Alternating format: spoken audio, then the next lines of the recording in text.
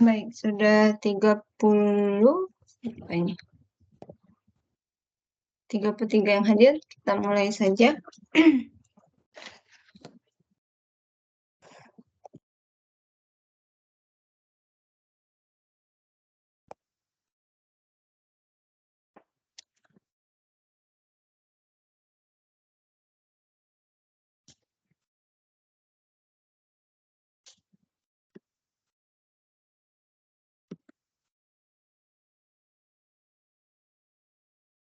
Fauzan Maizardi ada?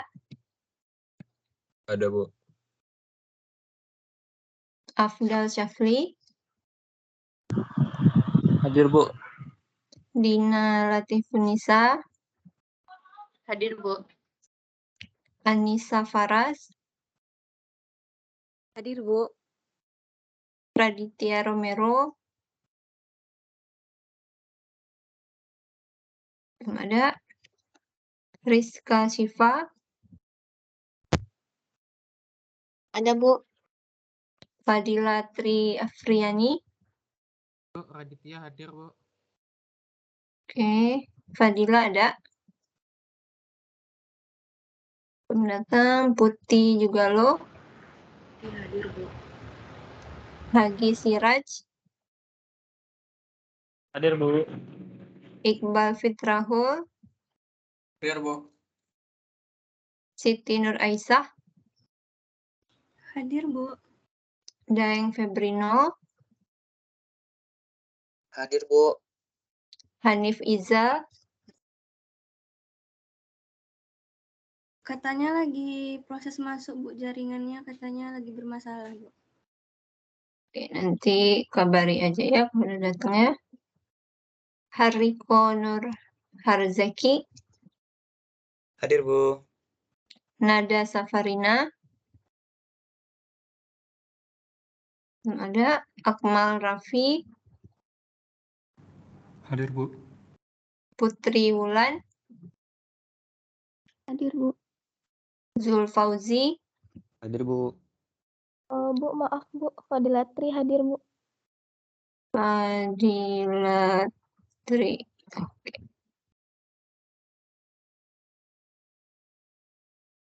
Lutfia Humaira, Hadir, Bu. Iqbal Manazil, belum datang. Alia Nur Hikmah, Hadir, Bu.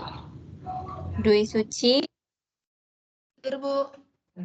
Rahmadina, Hadir, Bu.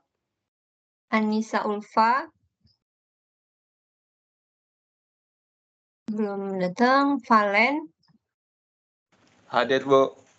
Ilham, Hadir, Bu. Muhammad Raihan, Hadir, Bu. Aini Izzati, Hadir, Bu. Delicia Sifa, Hadir, Bu. Khalil Amir, Hadir, Bu. Salsabila, Hadir, Bu.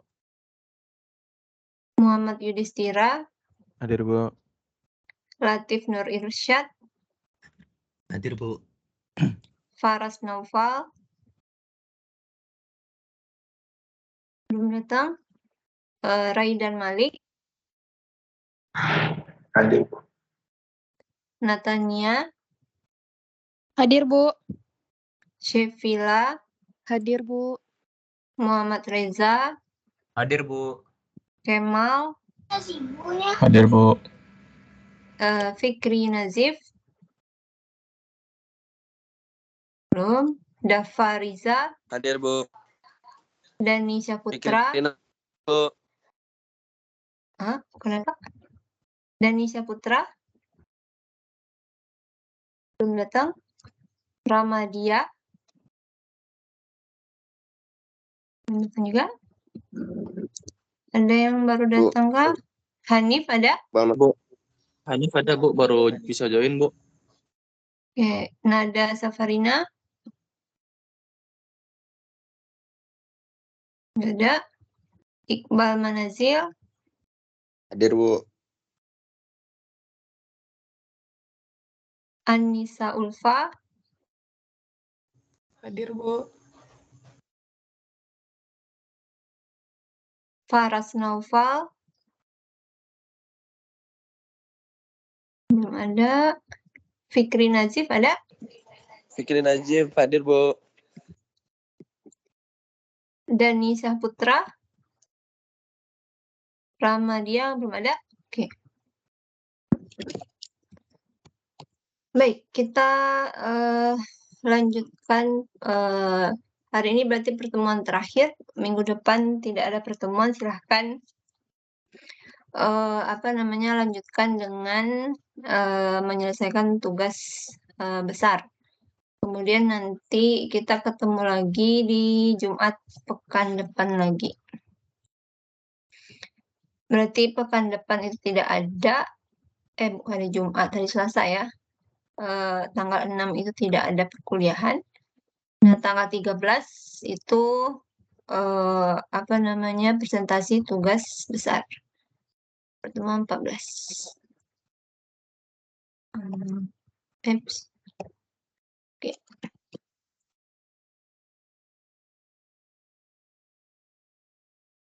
Ini kelas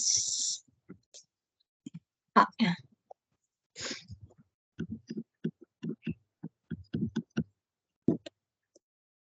Jadi presentasi tugas besar itu tanggal 13.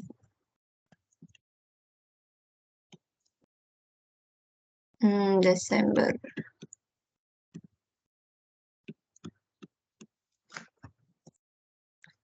Kemudian nanti ya karena hari Selasa saya juga ada kuliah, kita akan mulai jam 7.30 sampai jam 10. Kemudian nanti akan dilanjutkan jam 1.30 sampai dengan selesai. Nanti silakan disiapkan laporan. Ini di print. Nah, silakan disesuaikan laporannya semua UML yang dipelajari ya. Mungkin sudah itu juga dari kemarin. Satu ada use case, diagram, ada use case, description, kemudian activity diagram, sequence diagram, DFD, ERD, kelas diagram, apa lagi? Sequence, DFD, ERD, kelas diagram. Oh, ini window navigation diagram, user interface. Kemudian ini ada yang chat. Faras.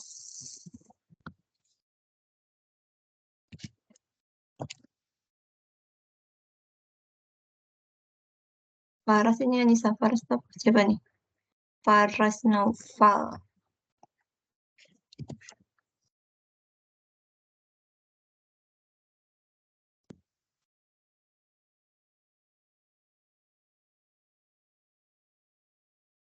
Oke, kemudian window navigation diagram, user interface, package diagram. Silakan nanti use case-nya dan kelasnya disesuaikan. Kalau ada yang bisa di package, silakan di package. Biasanya itu ya yang kita pelajari ya. Use case, activity, sequence, DFD, RD, kelas, window navigation diagram, user interface, package diagram. Rasanya itu.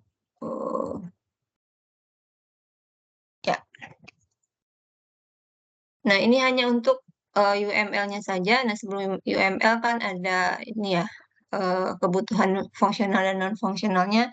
Nah, itu juga disertakan. Oke, laporannya di print, kemudian tidak usah membuat PowerPoint, silakan dijelaskan dari laporannya saja. Gitu ya. Nah, izin mungkin hari ini saya tidak akan full sampai jam 10 karena kondisinya belum fit dan agak pusing kalau melihat komputer ternyata. Oke, kita langsung saja ke materi terakhir hari ini. Yaitu pertama tentang deployment diagram dan terakhir itu tentang konstruksi softwarenya ya, instalasi. Nah, ini salah satu tambahan untuk diagram. Salah satu diagram yang lain yaitu deployment diagram, yaitu diagram yang menunjukkan hubungan antara software dan hardware. Oh, sebentar. Oke.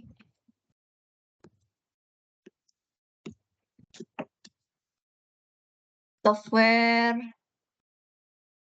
hardware, dan network yang kita rencanakan atau kita desain untuk sistem kita.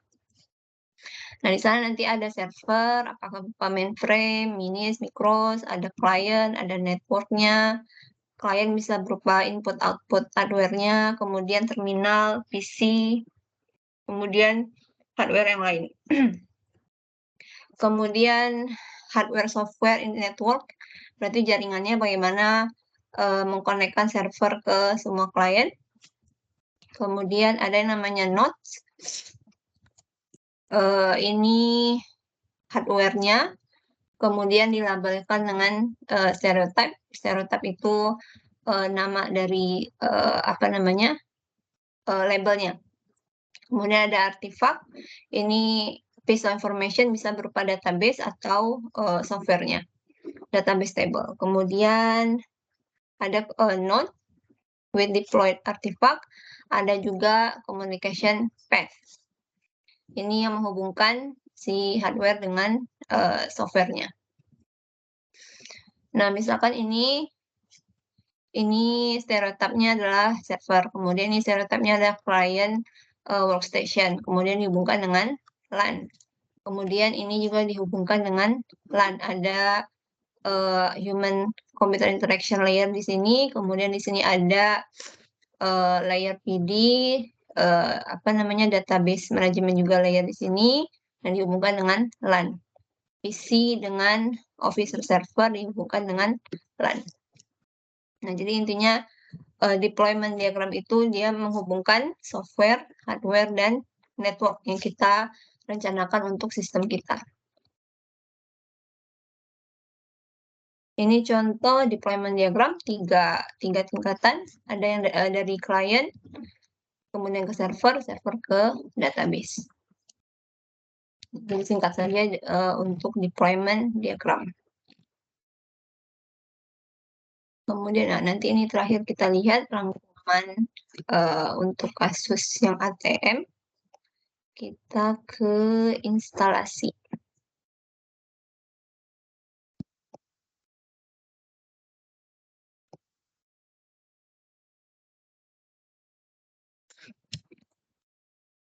Nah, jadi kalau diingat kembali proses pengembangan sistem informasi itu akan dimulai dengan planning, analisis, design, dan implementation. Planning ini kita melihat ada dua yang dilihat di sini. Why dulu dan how. Nah, why ini kita melihat kenapa kita harus membangun software. Misalkan dari software lama ke sistem yang lama ke sistem yang baru. Nah, kira-kira kenapa? Nah, ini ada alasannya dari sisi bisnis, ada dari sisi IT. Misalkan bisnisnya nggak maju-maju, nggak jalan, efisiensi efektivitasnya nggak kelihatan, atau dari sisi IT-nya udah ketinggalan. Oh ternyata sekarang orang-orang sudah menggunakan Android, sedangkan kita masih versi yang web. Kita mau memperbaharui. Nah, how ini ke project management. Nah, kita merencanakan project yang akan kita bangun. Nah, ini sepertinya dipelajari di mata kuliahnya Pak Hasdi, ya, kalau tidak salah, project management untuk sistem informasi. Di situ ada, kalau tidak salah, ada 10 ya pembagiannya itu. Ada integrasi, ada time, sampai SDM ya terakhir atau bukan. Ya, pokoknya ada SDM. Ya, pokoknya ada 10. Time, scope, quality, dan lain-lain. Dan ini yang kita rencanakan. Kemudian analisis itu bagian riset. Nah, apa yang kita riset? Yang pertama adalah si usernya. Usernya mau sistemnya seperti apa, atau karakteristik usernya seperti apa. Apakah bisa menggunakan teknologi atau masih baru dengan teknologi. Kemudian kita riset juga tentang sistem yang akan kita bangun, kira-kira akan seperti apa.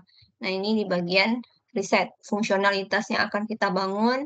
Di sini kita meriset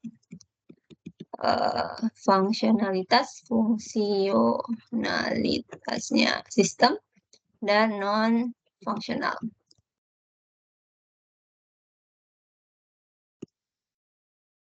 Nah, desain nanti bagian menggambar UML. Ini kita gambarkanlah fungsionalitas ini ke dalam bentuk gambar-gambar di UML. Kalau fase planning dan analisa itu, planning biasanya oleh let's say owner dari organisasi, karena mereka yang punya masalah sendiri tadi, bisnis dan IT. Nah, bagian analisis dan desain itu sudah di-handle oleh analis, sistem analis. Nah, kemudian di fase implementasi barulah pindah ke programmer. Programmer akan menuangkan UML tadi dalam bentuk coding. Nah, seperti itu. Kita masuk ke bagian implementasi. Nah, yang pertama konstruksi softwarenya ya. Ada 3 kegiatan utama. Yang pertama adalah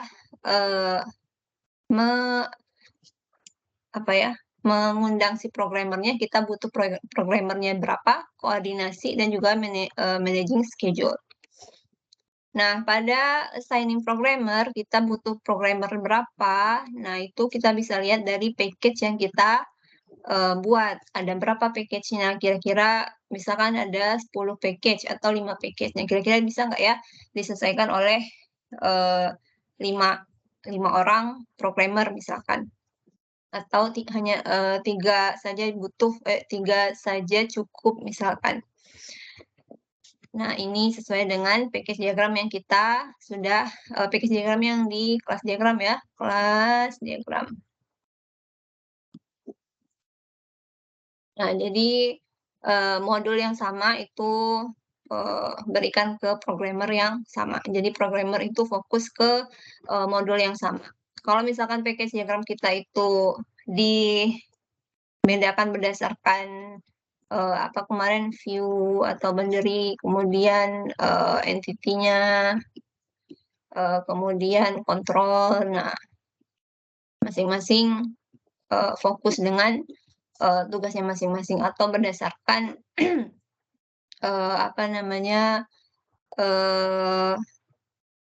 modul-modul misalkan satu bagian penjualan, satu bagian pembelian.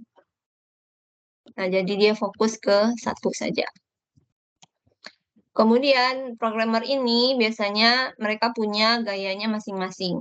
Kemudian ketika di tengah jalan kita menambah programmer yang baru, nah biasanya itu akan menambah repot. Jadi bukannya si program atau sistem cepat selesai, malah akan menambah permasalahan. Jadi sebenarnya viewer programmer itu menjadi lebih baik sebenarnya. Karena kalau kebanyakan biasanya itu lebih banyak kalau too many, programmernya biasanya banyak diskusi. Nah, kalau kebanyakan diskusi, nah kapan akan ngodingnya gitu. Nah, ini permasalahan kalau terlalu banyak programmer, terlalu banyak diskusi, koordinasi. Nah, jadi akan menjadi permasalahan juga. Jadi harus pintar-pintar memetakan berapa orang programmer yang cukup untuk sebuah sistem. Kemudian, ini perlu silakan dibaca saja nanti. Kemudian koordinasikan kegiatan. Nah, biasanya project itu dilakukan weekly meeting per minggu untuk mengetahui sejauh mana sistem sudah diselesaikan. Kemudian isu-isu apa saja yang sudah diselesaikan di pekan kemarin dan apa yang harus diselesaikan di pekan yang akan datang. Kemudian set up separate workspace for development, testing, production, dan lain-lain. Ya, misalkan bagian development, nah dia bekerja di tempat penyimpanan yang khusus untuk development. Kemudian ini nanti di-copy ke bagian testing. Copy ke bagian testing. Nah, bagian testing akan melakukan pengecekan kepada fungsionalitas dan non-fungsionalitas yang sudah direncanakan di awal. Apakah sistem yang dibangun ini sesuai dengan yang direncanakan atau tidak. Kalau misalkan tidak, kalau no akan balik lagi ke bagian development. Kalau yes, nah nanti di-copy lagi ke bagian production. Nah, barulah dilakukan instalasi. Nah, kenapa dipisahkan? Untuk memastikan bahwa kalau misalkan ketika testing ada perubahan data di dalam database-nya ini, maka akan membuat repot bagian development gitu. Jadi lebih baik dipisah gitu ya. Jadi tidak diganggu-gugat apa yang sudah dibangun oleh orang development, developernya gitu ya. Kemudian ya gunakan case tool.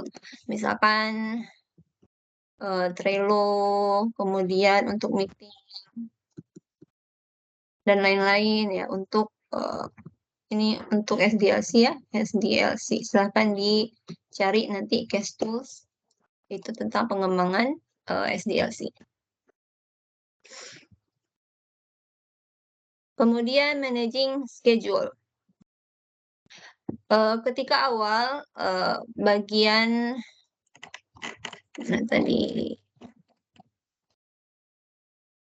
nah ini bagian project management kita sudah merencanakan kira-kira untuk bagian coding ini selesainya berapa gitu ya. Nah, kita berpatokan pada estimasi waktu yang sudah kita rencanakan di awal. Kemudian kalau perlu direvisi ya direvisi, tapi jangan sampai jauh melebihi apa yang sudah kita rencanakan.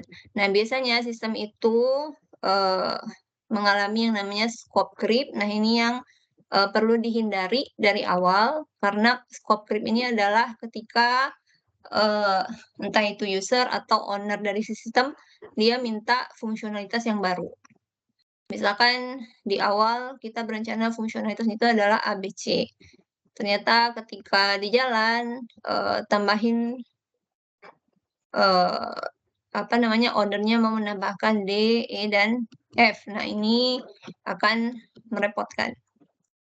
Jadi tidak sesuai dengan apa yang sudah direncanakan di awal. Nah, kalau tentang project management nanti ada namanya segitiga di sini. Cost, scope, kalau nggak salah satunya itu quality ya. Quality atau scope, quality, time. Time. Nah, kalau scope-nya tadi ini ya, fungsionalitas scope-nya bertambah, maka cost dan time-nya juga pasti akan bertambah. Nah, ini akan menyebabkan permasalahan bagi owner dan juga pengembangnya nanti. Jadi harus hati-hati dengan scope dari sistem yang kita bangun. Jadi pastikan sesuai dengan apa yang sudah direncanakan di awal. Kemudian monitor minor slippage. Nah, jadi kadang-kadang misalkan kegiatan minggu ini adalah A. Ternyata yang A ini tidak selesai dalam waktu 1 minggu. Sedangkan kegiatan B, dia itu hanya bisa dilakukan kalau kegiatan A sudah selesai. Nah, berarti kegiatan B harus menunggu lagi 1 minggu yang akan datang. Nah, ini akan menyebabkan kemunduran untuk kegiatan yang lain setelah kegiatan A.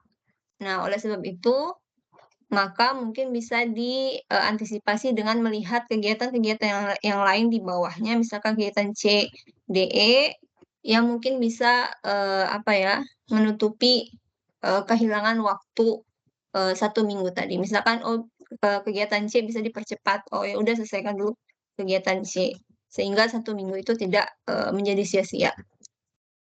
Seperti itu. Kemudian create risk assessment, track changing risk. Nah, ketika melaksanakan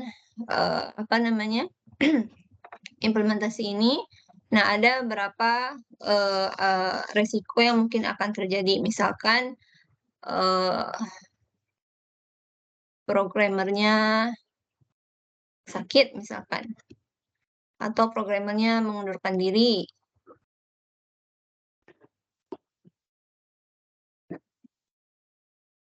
Nah, ini apa yang akan dilakukan oleh owner atau manajer dari project ini. Apakah mau mengganti programmer yang baru? Kalau iya, nah prosedurnya seperti apa? Nah, itu harus disiapkan. Atau misalkan software yang digunakan sudah expired misalnya.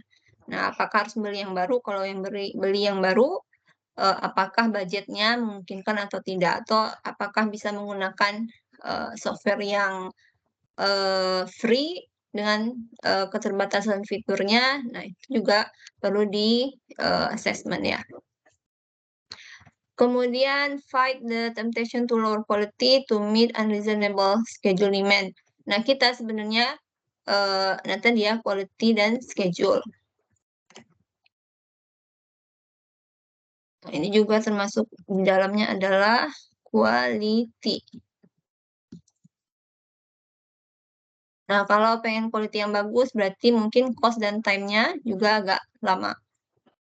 Cost-nya juga menjadi lebih besar. Nah, kalau kita menginginkan quality yang kita harus milih nih, apakah kita kalau misalkan terpaksa harus milih schedule, apakah schedule-nya on time, tapi quality-nya tidak sesuai harapan, atau quality-nya bagus, tapi mungkin agak sedikit terlambat gitu. Mungkin pilihan kita adalah quality terlebih dahulu, karena ya kalau misalkan software-nya tidak digunakan ya untuk apa ya? Maksudnya jadinya sia-sia gitu. Kita mengeluarkan cost yang sudah banyak untuk membangun sistem yang tidak akan digunakan.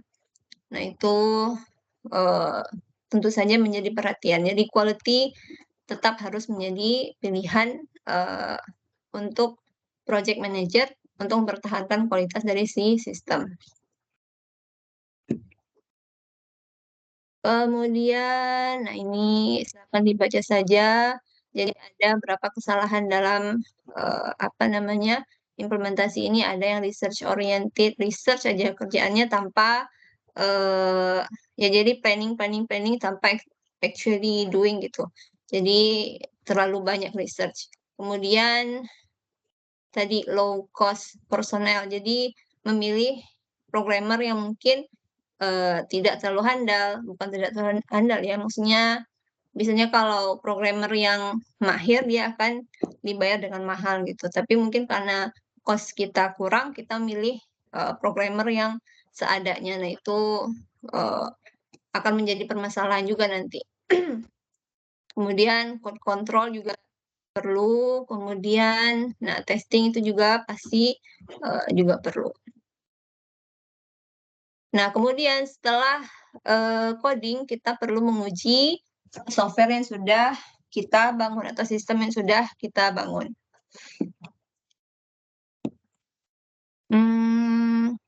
Nah, tujuan testing itu sendiri adalah melihat apakah sistem kita berjalan sesuai dengan yang kita desain di awal, apakah ada error yang perlu kita perbaiki. Nah, jadi kita harus memastikan sebanyak mungkin error yang ada di dalam sistem, sehingga ketika sistem sudah diberikan ke actual usernya, maka user bisa menggunakan dengan baik gitu, tanpa harus mengalami error yang banyak. Kemudian ya, nah pertama tentu saja kita harus planning, merencanakan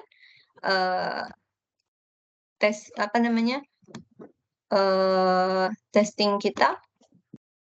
Kemudian nah, kemudian gunakan CRC cards. Nah, CRC cards ini berhubungan dengan yang ada di kelas diagram. Nah, setiap kelas itu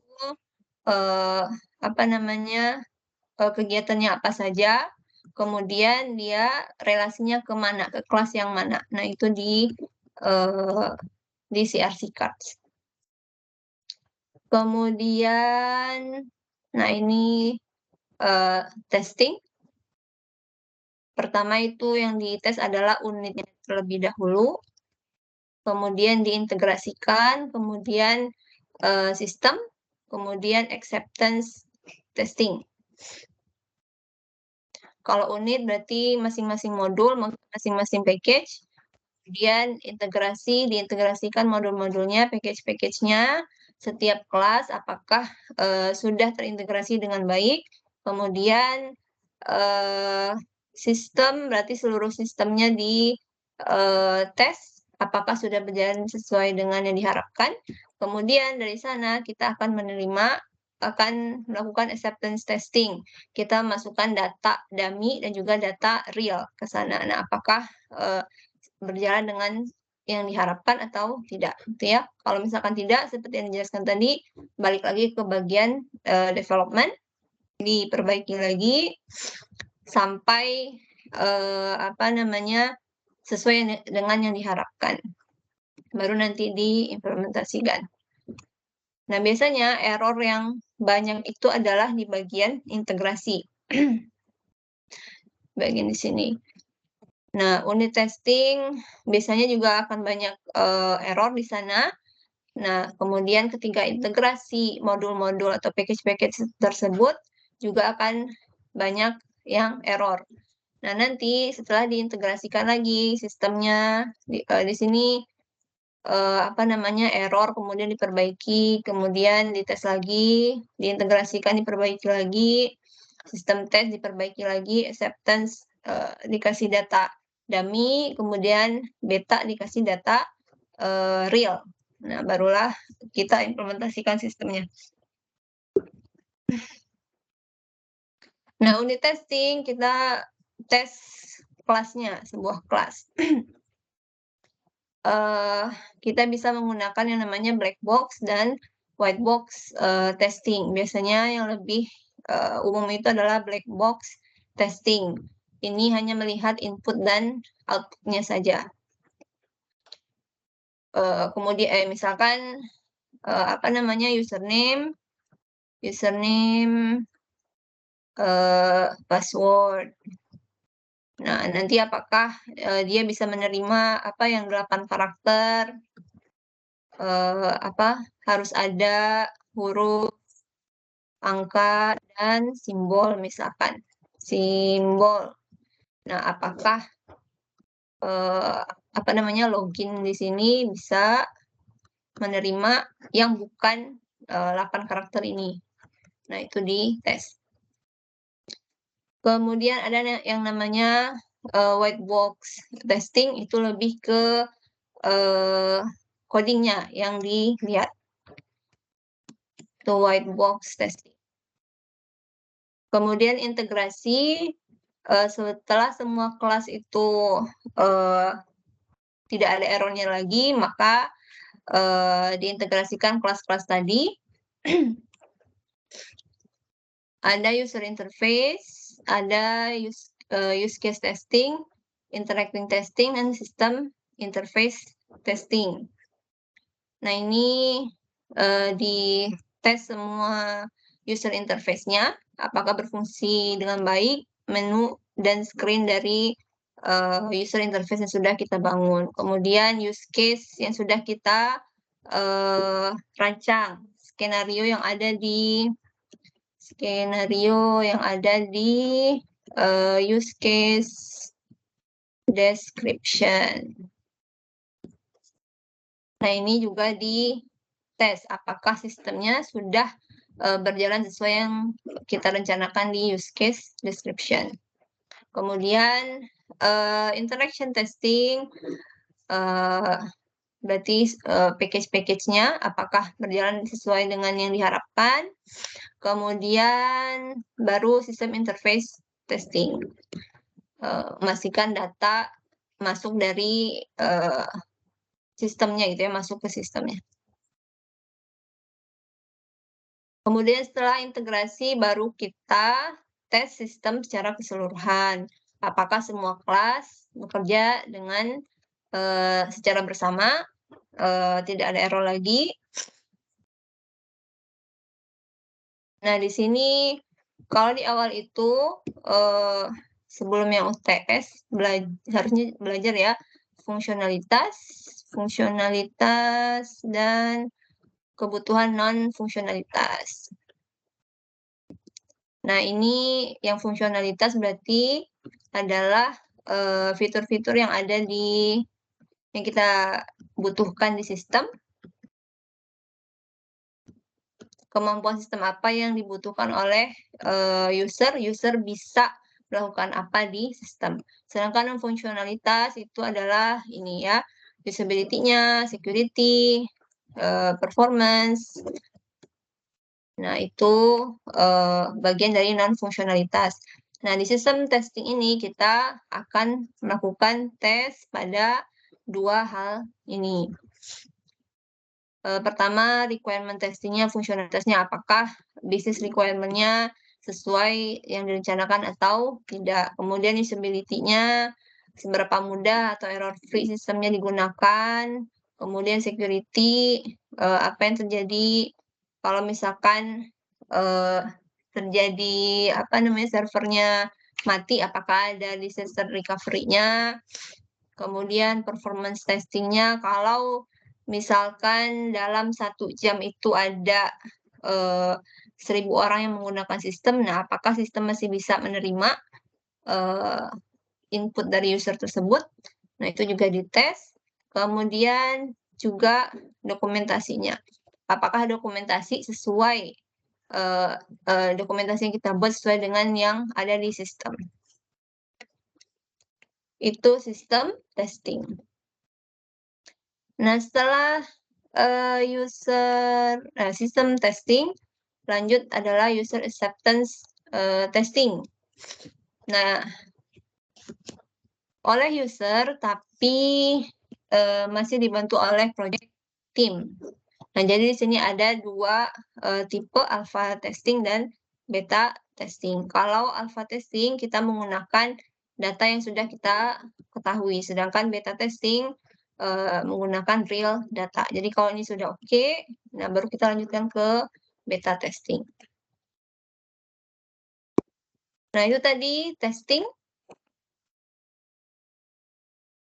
Jadi ada white box dan black box. Kalau membuat TA rasanya disuruh membuat black box ya kalau tidak salah. Kemudian, nah selanjutnya adalah pembuatan dokumentasi. Jadi ada 2 dokumentasi yang dibutuhkan di sini. Yang pertama adalah sistem dokumentasi dan user dokumentasi. Kalau sistem dokumentasi, tentu saja yang diperlukan adalah revise dan final versinya dari sistem spesifikasi, kemudian ditujukan untuk programmers dan analis. Nah, manfaatnya apa? Kalau misalkan versi 1-nya nih sudah jalan. Nah, kita mau mengembangkan yang versi 2. Nah, kita bisa mempelajari versi 1 dari dokumentasinya. Jadi kalau ada dokumentasi, maka pengembangan versi selanjutnya akan menjadi lebih mudah. Nah, jadi fungsinya development dan maintenance kalau ada yang perlu diperbaiki. Kemudian user dokumentasi ya pasti untuk user. Biasanya bentuknya adalah referensi, misalkan help system, prosedur manual, tutorial, fungsinya untuk user sehingga user bisa mengoperasikan sistem dengan baik. Nah biasanya, nah ya 3 hour per page to produce-nya. Jadi pastikan bahwa dokumentasi user itu memang sesuai dengan sistem yang kita jalankan. Jangan sampai sistemnya bilang A, ternyata dokumentasinya malah bilang B. Jadi itu kan berlawanan.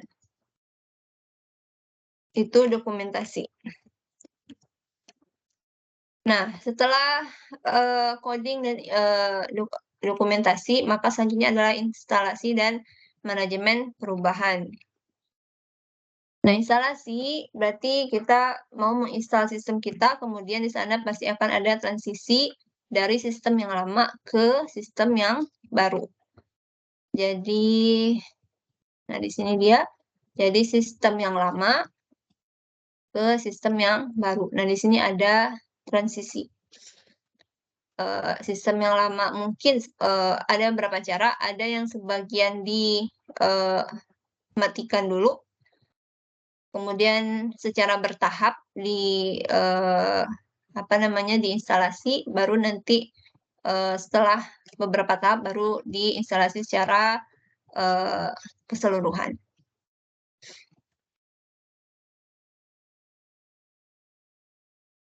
Ya, unfreeze, swing, direct conversion. Nah, ini silakan dibaca saja nanti.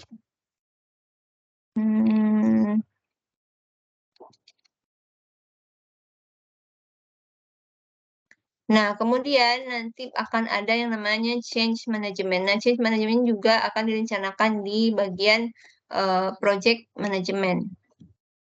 Project management. Yang kita rencanakan di bagian planning. Nah, ada 3 key players-nya di sini yang memainkan peran penting dalam change management. Yaitu ada sponsor, ada change agent, dan juga potensial adopter. Nah, ini change management tools, ada SOP yang kita siapkan di awal. Kalau misalkan terjadi A, apa yang akan yang dilaksanakan, kemudian ada measurement dan reward, kemudian ada resource allocation. Kemudian change management, kita juga melaksanakan training kepada user, pastikan user bisa mengadopsi sistemnya dengan baik.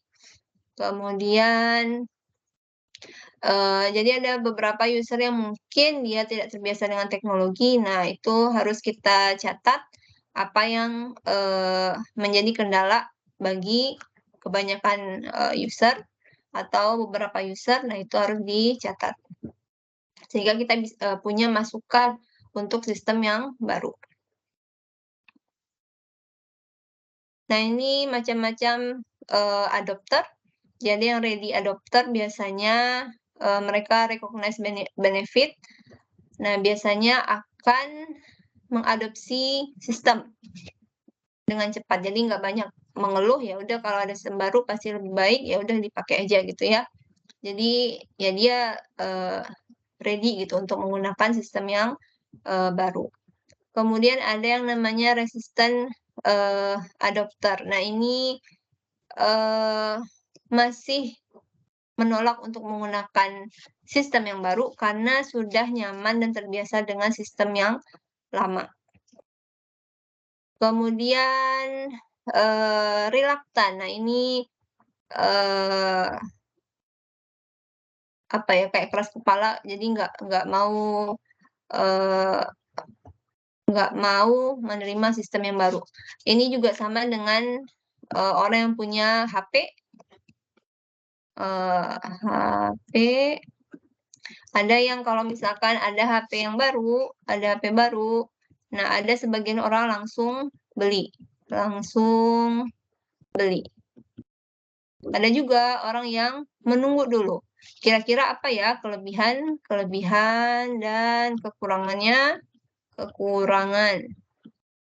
Apakah worth untuk dibeli atau enggak? Kalau misalkan memang bagus, ya dia beli. Kalau enggak, ya dia enggak bakal beli. Ada juga orang yang sudah nyaman dengan HP yang lama. Sebelum HP yang lama itu hancur lebur, dia tidak akan membeli HP yang baru. Nah, itu tipe-tipe adopter tadi ya, ready, resistant, dan reluctant.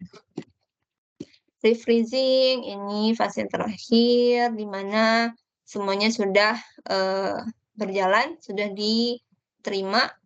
Kemudian maintenance assessment-nya. Ada aktivitas di refreezing ini ada 3 aktivitas, ada support, maintenance, dan assessment. Support nanti ada training untuk usernya, ada FAQ. Nah, ini juga perlu disiapkan di sistem. Pastikan bahwa pertanyaan-pertanyaan yang sering muncul oleh user ada di sana jawabannya. Kemudian, nah ini ada helpdesk. Nah, ini juga disediakan. Kemudian sistem maintenance, pastikan sistemnya diperbaiki terus secara reguler dan terus-menerus sehingga sistem berjalan dengan lancar. Kemudian project assessment. Nah, dinilai lagi dengan apa yang sudah direncanakan di awal, apa yang sudah diraih, dan apa yang ternyata setelah sistem diimplementasikan ternyata nggak sesuai dengan tujuan yang kita rencanakan di awal. Nah, kemudian rencanakanlah hal tersebut ke project yang selanjutnya. Jadi dimulai lagi. Tadi kan ada ya padi. Nah, ini di bagian ini ada codingnya, ada testing, ada change management. Nah, dari sini change management ini kita akan punya masukan lagi untuk planning.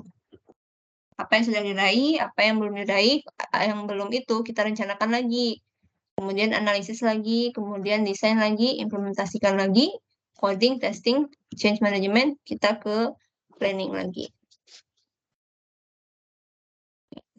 Mulai lagi dengan sistem request, visibility analysis yang ada di planning, project management. Kemudian improve future cost benefit, kemudian help initiator untuk membuat sistem yang baru. Kemudian lakukan penilaian pada aplikasi. Ada berapa penilaian? Ini kalau kita menggunakan ISO 25010, ada penilaian kategori fungsional. Penilaiannya adalah aspek fungsionalitasnya, efisiensi, kemudahan, keandalan, dan frekuensi pemakaian oleh semua pengguna aplikasi. Kemudian teknikal, kompatibilitas, keamanan, pemeliharaan, portabilitas. Nah, itu di bagian divisi IT atau pengembang aplikasi. Nah, dari sana kita akan melihat mana yang perlu dieliminasi, di-access, di-replace, atau di-maintain. Nah, ini yang menjadi masukan. Nah, ini jangan gunakan lagi sistem ini, berarti kita butuh sistem yang baru. Nah, ganti dengan sistem yang baru, tambahkan fitur yang baru, maintain sistem. Jadi kita punya masukan. Kemudian,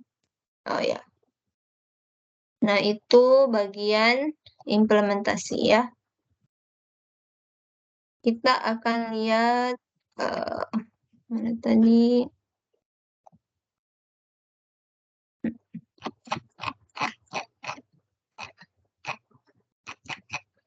Nah, ini.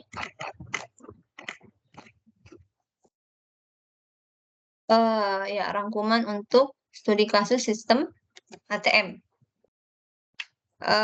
Jadi mungkin juga sebagai masukan di tugas besar nanti. Nah, yang pertama kita akan ada di bagian planning. Kita melakukan sistem request, misalkan business value identification. Kita mau ngapain? Oh, kita mau cost-nya lebih rendah, produktivitasnya pengen ditingkatkan, kemudian profitnya pengen ditingkatkan. Jadi ini fokusnya ke bagian efektivitas dan efisiensi. Kemudian ada visibility analysis, teknikalnya, ekonomik, dan organisasi. Kemudian kita buat yang namanya sistem request. Siapa sponsornya, kemudian kenapa kita perlu membangun sistem ini, business need-nya apa, kemudian requirement-nya apa, fitur yang akan dibangun pada sistem ini apa. Kemudian business value ini diambil dari yang ada di business needs. Ada intangible, ada tangible. Intangible misalkan kita meningkatkan kenyamanan dan kepuasan pelanggan. Nah, ini ada di bagian nomor 2. Memberikan layanan pendukung dengan menggunakan internet. Misalkan kalau ini, ini musik ya, tapi judulnya ATM. Oke. Kemudian meningkatkan brand recognition, nah itu juga intangible. Karena kita tidak bisa menilai gitu intangible. Karena dia intangible, brand recognition itu seperti apa kita tidak bisa menilai. Nah, tangible yang bisa kita lihat nilainya. Misalkan meningkatkan penjualan dari pelanggan yang baru. Nah, kita bisa lihat angkanya di sini. Mengurangi biaya operasional, kita bisa melihat angkanya di sini. Nah, ini adalah sistem request. Nah, ini juga seharusnya ada di laporan tugas besar. Kemudian ada yang namanya studi kelayakan sistem.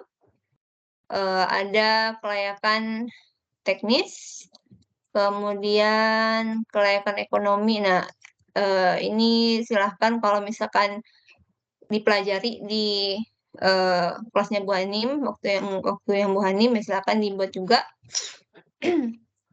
kelayakan organisasi dan juga perencanaan pembiayaannya. Kalau misalkan di Bu Hanim dipelajari dan disuruh membuat ini, ya silakan dicantumkan juga di laporan tugas besar.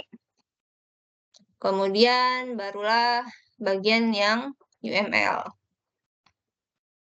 Nah, ini misalkan use case diagramnya, kemudian buat activity diagram untuk masing-masing use case. Di sini ada 1, 2, 3, 4, 5, berarti ada 5, at least minimal 5 activity diagram.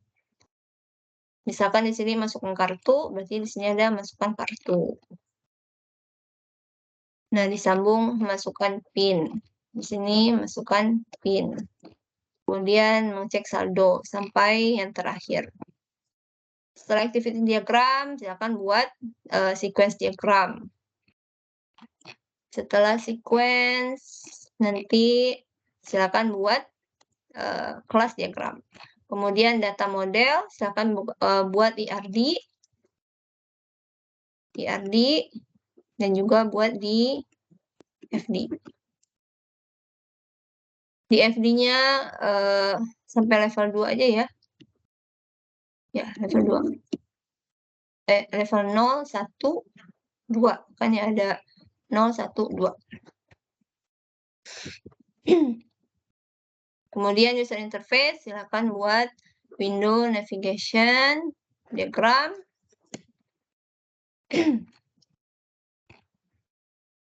Ya, kemudian deployment diagram. Nah, ini contoh template spesifikasi.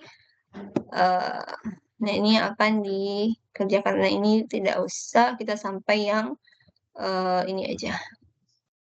Apa namanya? Yang tadi di sini. Yang ini. Sampai yang ini aja. Oke, ada pertanyaan sampai di sini? Ada yang komen? Oke.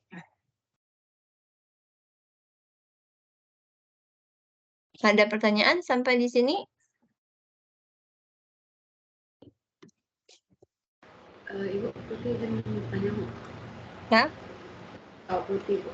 Tadi kan ada bilang dibikin ada Windows Navigation Diagram sama User Interface. Kalau yang Windows Navigation Diagram kan ada kayak diagramnya tadi. Kalau yang User Interface kayak apa, Bu? Apa bikin UI gitu, Bu? Oh, oke. Baik. Baik. Pertemuan berapa ya? Kemarin itu. Oh, ini ya.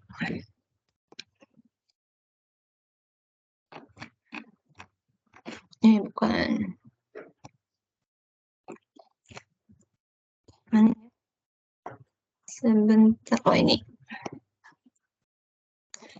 Well, nah, window navigation diagram dan user interface. Nah, tadi kan misalkan dari use case diagram, kita akan membuat use case description. Misalkan di sini kita punya use case diagram login. Nah, kemudian di deskripsi kita akan mendeskripsikan, menskenariokan apa yang terjadi pada kegiatan login ini. Nah, apa yang akan terjadi kalau misalkan, nah di sini ada nilai kalau misalkan benar, if true, apa yang terjadi, kemudian if false, apa yang akan terjadi. Jadi ada main activity, ada alternate activity. Nah, main activity itu kalau misalkan pengguna login nih, ada username, ada password. Nah, username yang dimasukkan itu benar. Kemudian password yang dimasukkan itu benar. Kemudian dia klik submit. Berarti semua berjalan sesuai yang diharapkan. Nah, tapi namanya manusia, kadang username-nya ingat, password-nya lupa, gitu kan? Atau username-nya dan password-nya dua-duanya lupa. Nah, itu yang perlu kita skenariokan. Apa yang akan dilakukan oleh sistem kalau misalkan ada pengguna yang seperti itu. Dia lupa username-nya, password-nya. Nah, jadi di deskripsi kita nyatakan kalau misalkan pertama aktor klik tombol login, kemudian sistem menampilkan halaman login, kemudian aktor mengisi username dan password, aktor klik tombol submit, nah sistem akan menampilkan halaman utama. Ini kalau true username dan passwordnya. Kemudian skenario yang kedua adalah kalau kita salah input username dan password, atau kita lupa username dan password.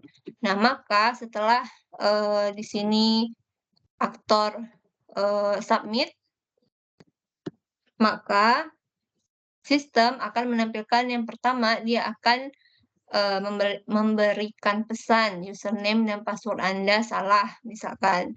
Kemudian dia akan mengembalikan ke halaman login. Ada pilihan, silakan kalau mau ke halaman login lagi, silakan ke halaman login. Atau ada skenario di mana sistem menampilkan link untuk reset atau recover, mengetahui username dan password. Kemudian kita kasih hyperlink. Kemarin kan contohnya itu misalkan ke email. Jadi dikirimkanlah username dan password yang sudah disimpan di database ke email yang diisikan di sistem. Jadi sistem nanti akan meminta pengguna untuk mengisi link, mengisi email di sana. Nanti sistem akan mengirimkan username dan password ke alamat email yang kita isikan di form ini. Jadi ini yang kita skenariokan, yang kita rencanakan kalau misalkan salah dan kalau misalkan benar gitu ya. Nah, kemudian dari sana kita buat activity diagram, sequence. Nah, baru kita buatkan Windows navigation diagram. Nah, kemudian ini kemarin sudah dijelaskan. Windows navigation diagram itu ada komponen-komponennya, ada button, ada tombol gitu kan, hyperlink, ada formulir, ada report, ada window. Kemudian hubungan antara satu komponen window navigation diagram ke yang lainnya itu dihubungkan dengan garis. Nah, kita kan sudah kemudian kita gambarkan. Yang pertama misalnya tadi di halaman awal ada button login. Kalau misalkan button login ini diklik, maka akan menampilkan halaman form. Kemudian button. Nah, inilah yang kita buatkan user interface-nya, actual yang akan dilihat oleh si user. Kalau misalkan di sini di window navigation diagram ini yang kita buat adalah pertama ada window, ada jendela, kemudian ada halaman awal, kemudian ada button login. Nah, inilah yang kita terjemahkan ke user interface, kita gambarkan. Oh, seperti ini loh bentuknya nanti kalau kita membuat sistem ada ucapan selamat datang, ada tombol login. Kemudian setelah tombol login ini diklik, nah, akan muncul halaman login. Halaman login itu ada form, ada yang harus diisi, yaitu username dan password. Kemudian ada button, ada tombol submit. Nah, inilah yang kita terjemahkan ke user interface-nya. Username-nya kita minta masukkan, berarti di sini ada form yang bisa diisi oleh pengguna, ada password-nya apa, kemudian ada tombol submit. Seperti itu. Kemudian misalkan lagi, kalau formnya diisi ternyata nggak valid, username dan passwordnya salah. Nah, kita ke halaman di mana menampilkan informasi bahwa username dan passwordnya salah. Nah, misalkan kita buatkan user interface-nya, username, password Anda salah. Nah, di sini ada dua stereotip. Yang pertama adalah button. Di sana kembali ke re-entry username. Login kembali, misalkan login kembali. Kemudian ada hyperlink. Ada hyperlink, reset, password, misalkan. Password username. Nah, inilah yang akan dilihat oleh pengguna. Oh, ternyata username dan password saya salah. Ini berarti dari sini. Kemudian kalau dia login kembali, dia klik ini, maka dia akan kembali ke halaman yang ini. Kemudian kalau dia klik reset password dan username, maka nanti akan muncul user interface-nya. Di sini, reset username.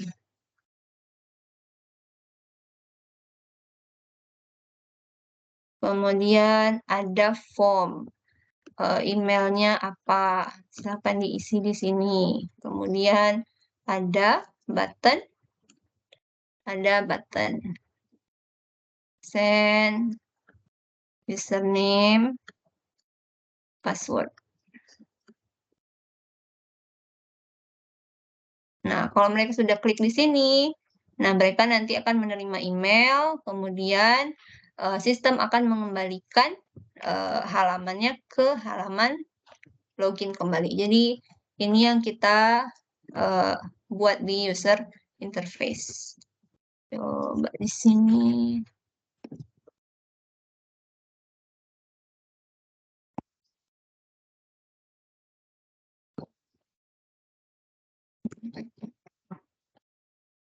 User interface.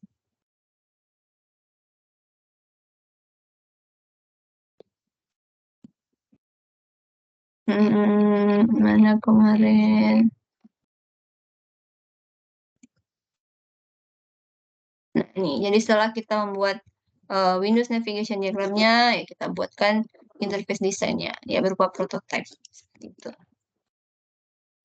Mana contohnya?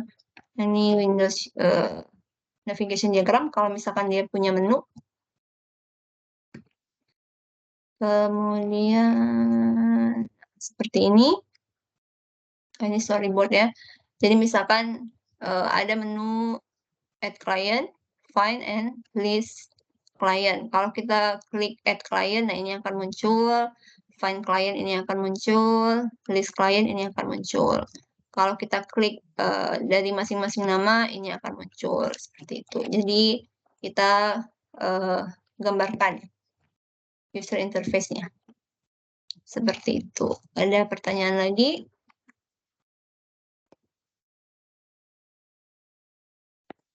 Sebelum tugas besar nanti, silakan ditanyakan dulu yang masih kurang jelas.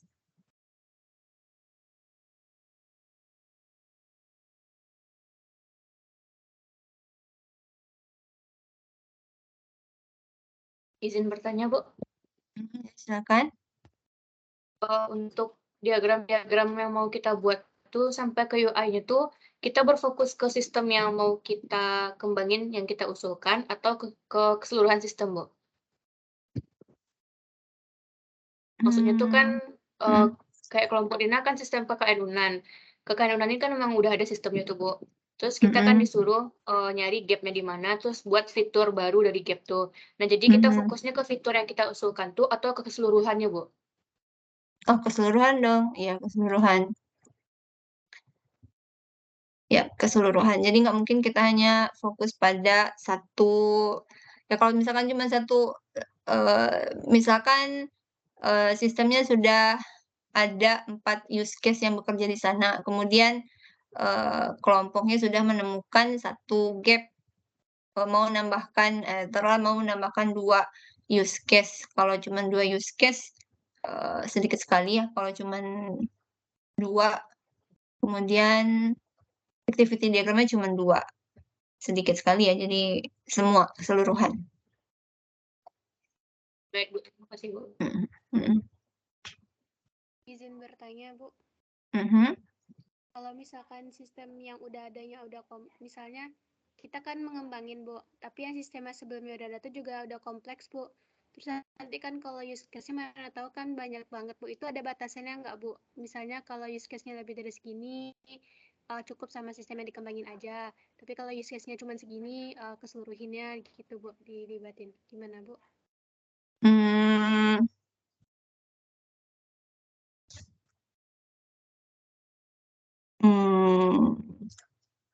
Gimana ya? Pertama, silakan diperhatikan use case yang sudah ada sebelumnya. Maksudnya kalau kenapa yang diambil yang sudah ada? Kalau udah ada dan sudah oke, ya ngapain? Soalnya kemarin sama Bu Hanim katanya yang cari gap itu, Bu. Jadi kan kemarin misalkan saya itu, Bu, si Bena. Nah, kan sudah kami analisis, kan ada banyak-banyak masalah tuh sama Bu Hanim. Jadi presentasikan. Nah, kata Bu Hanim, untuk TB ini mending kalian fokuskan satu permasalahan aja, kata Bu Hanim, Bu. Nah, di bagian saya permasalahan untuk pengambilan KRS. Nah, kata Bu Hanim, fokusin aja ke situ apa namanya pengembangannya gitu, Bu. Ya, coba di pengambilan KRS berarti cuma satu use case aja pengambilan KRS. Nanti itu kan ada use case dari mahasiswa, admin, dosen, terus ada use case sebelumnya sama use case yang diusulkan, Bu. Jadi adalah sekitaran 4 atau lebih lah use case-nya, Bu. Soalnya kalau Iqbal kepikiran kalau kita buat semuanya nih, otomatis satu semuanya, Bu, yang akan diubah. Iya kan, karena kita akan menciptakan sistem kan. Gimana ya, bentar saya pikir dulu. Hmm, hmm,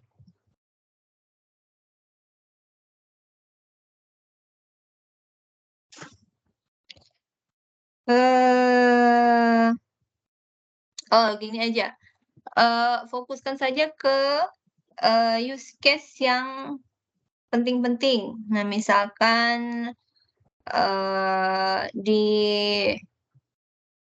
di fiturnya ada misalkan ngeprint, nah itu nggak usah masukkan. Maksudnya kalau fiturnya mengambil KRS, nah itu kan penting ya, utama. Nah, silakan dimasukkan itu mengambil KRS, mengubah KRS, misalkan, nah itu silakan dimasukkan. Tapi kalau yang kecil-kecil, nah silakan dieliminasi.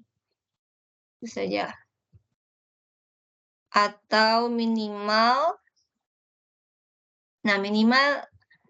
5 fungsionalitas utama. Itu aja kali ya, 5 aja. Mungkin 5 sudah cukup. Bu, Minimal 5. Kemarin tuh Bu kan kami tuh udah buat kan Bu untuk diagram-diagramnya tuh sistem yang sedang berjalan sama sistem yang diusulkan. Cuman kemarin kata Bu Hanim tuh yang sistem sedang berjalan tuh nggak usah Bu. Jadi emang cuman yang fokus sama yang diusulkan aja gitu Bu. Kalau misalkannya emang yang berjalan juga tuh kami jadinya ngulang nambah lagi berarti Bu. Sedangkan waktunya udah mepet gitu Bu. Oh ya, atau boleh coba contohkan satu dulu, silakan dikirimkan file laporan yang sudah dinilai oleh Bu Hanim kemarin, silakan dikirimkan di chat. Tadi siapa ya? Salsabila ya? Silakan dikirimkan seperti apa bentuknya biar saya bisa melihat dan nggak ngawang-ngawang ya.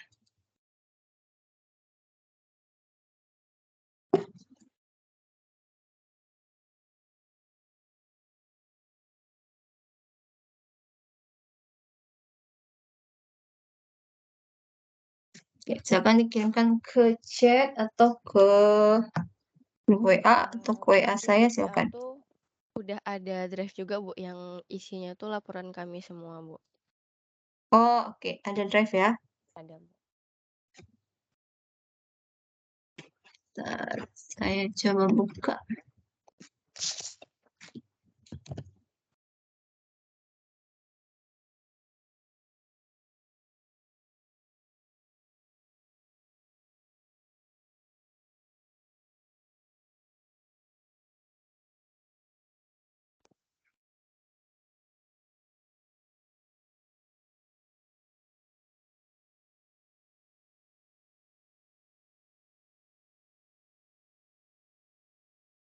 Oke. Kita ke ini aja ya, yang terakhir.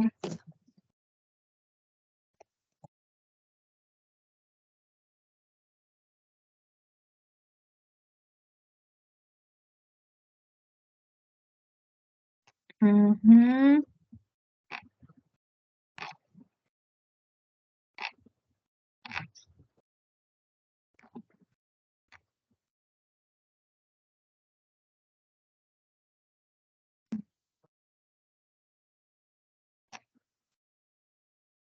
Oke. Metodologi.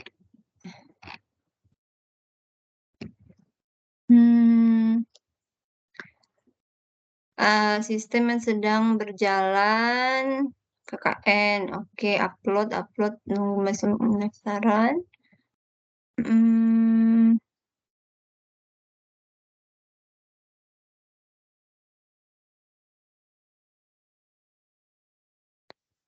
UPT menunggu masa melakukan pendaftaran ini nggak masuk ke sistem kan? Kenapa dimasukkan ini? Silakan dihapus.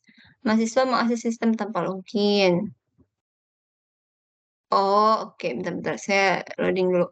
Mahasiswa melakukan pencarian informasi pada fitur artikel. Mahasiswa melakukan pendaftaran.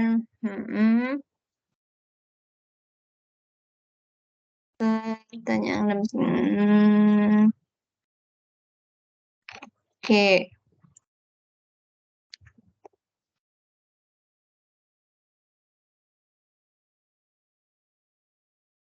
Oke, terus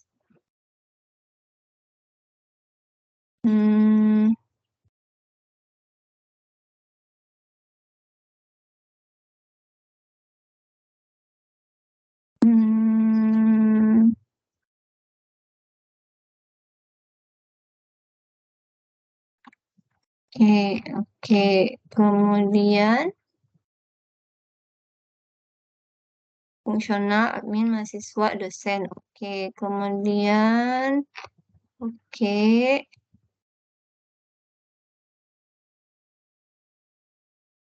Wah, kemudian nah, jadi gimana tadi ini punya siapa ya? Latifatunisa tadi siapa ini ya? Punya Kelompok 1, Bu. Nah ya, kelompok 1. Jadi maksudnya fokusnya adalah ke apa namanya? Sistem yang diusulkan. Iya, Bu. Sistem yang diusulkan itu kan ya? Iya, Bu. Fitur-fitur yang kita usulkan, Bu, dari gap yang didapat, Bu. Fitur yang diusulkan dari gap. Nah, ini silahkan use case-nya diperbaiki, ini salah. Nah, misalkan seperti ini kan, oh ini yang berjalan. Ini yang diusulkan. Ini juga salah. Silahkan diulang. Nah, ini kan yang diusulkan. Nah, taruhlah ini misalkan diusulkan. Nah, berarti ini akan dikerjakan gitu? Enggak, Bu. Kalau yang di use case itu kan emang keseluruhannya, Bu. Cuman nanti yang kayak di AD sampai ke bawah tuh, itu tuh yang fokusnya ke fitur-fitur yang mau kita usulin aja, Bu. Kemarin kayak gitu, Bu. Oke, kalau misalkan di sini mendaftar, mengupload, mendaftar dan mengupload.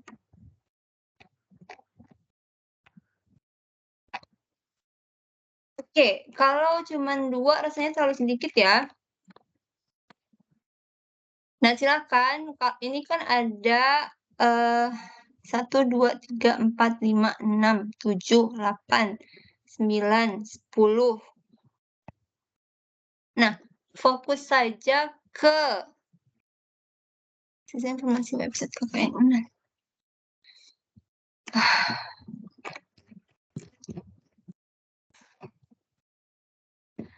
Oke, fokus saja ke kegiatan KKN-nya. Oke, maksudnya kalau KKN itu kan dimulai dengan pertama misalkan KKN itu apa ya? Mendaftar itu ya? Iya, Bu. Pengajuan melaksanakan KKN, Bu. Oke, mendaftar habis itu setelah mendaftar dia akan ditempatkan gitu ya, akan mendapatkan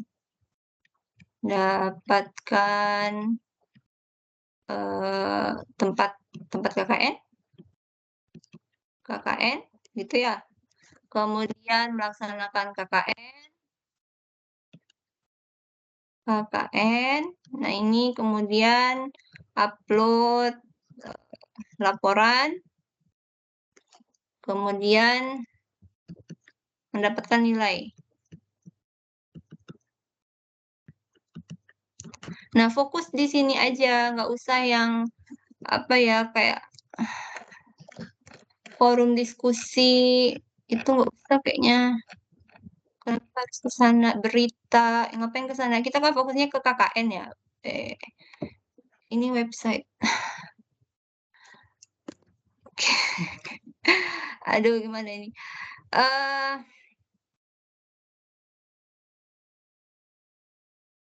Ya, silakan dicek lagi untuk kelompok-kelompok yang lain juga. Fokuskan ke fitur utama dari sistemnya.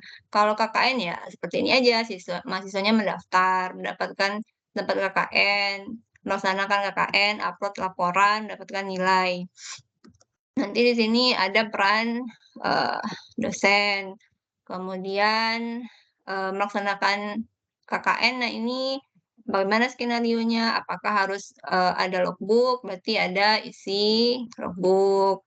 Nah, isi logbook nanti akan diperiksa oleh dosen. Nah, itu aja, nggak usah ke berita, forum diskusi, itu nggak terlalu penting ya.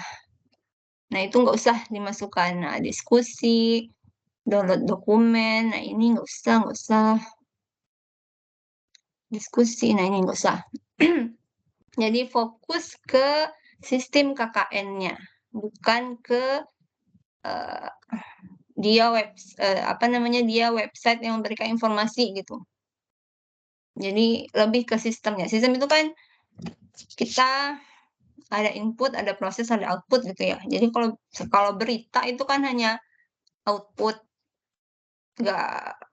bukan sistem gitu. Jadi bedakan website dan website biasa yang berupa kayak blog dengan sistem yang ada proses input, proses dan outputnya gitu.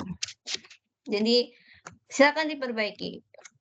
Usahakan yang maksimal dalam waktu 2 pekan ini. Kalau memang Anda butuh waktu yang lebih banyak, nah kita adakan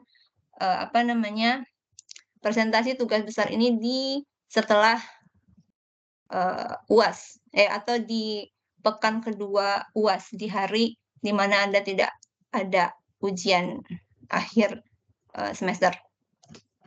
Gitu ya. Jadi silakan diperbaiki. Ya mungkin agak berbeda dengan yang diitukan oleh Bu Hanim. Karena saya rasa ini tidak perlu. Yang seperti ini nggak perlu. Dan use case-nya silakan diperbaiki ya. Nggak ada use case yang seperti ini. Baik, Bu. Oke. Yang lain juga seperti itu. Kalau misalkan membuat apa lagi? Mari kita lihat yang lain. Ini ya.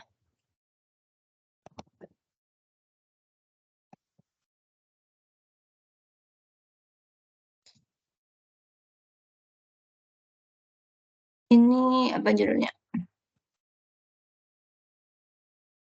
Skripsi, berarti fokus pada skripsi. Skripsi itu dia ngapain dulu? Dia daftar dulu. Skripsi berarti ada mendaftar. Nanti dia mendapatkan dosen pembimbing. Habis dosen pembimbing melakukan bimbingan. Nanti daftar seminar. Daftar seminar nanti ada assign penguji. Nanti apalagi sidang. Ada upload nilai. Nah, selesai. Selesai, gitu aja.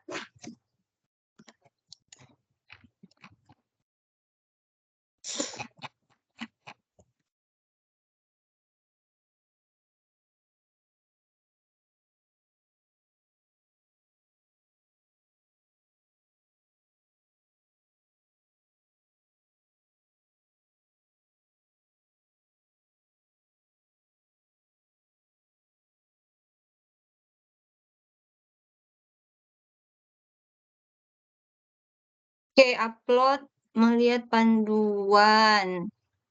Nggak usah lah melihat panduan, nggak usah. Melihat rincian TA. Melihat rincian TA. Ini ngapain dia melihat rincian TA? Download TA. Menghapus file validasi TA. Ini apa? Wait.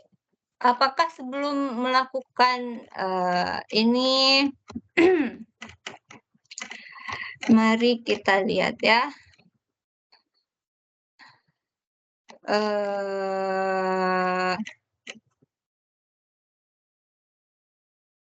Tadi saya lihat di sini.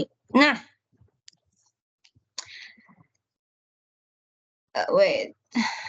Skripsi ini apa nih? Ada layanan disediakan menyimpan skripsi laporan.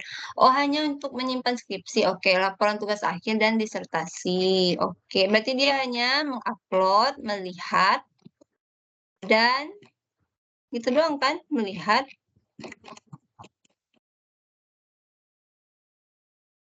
Mana tadi use case-nya?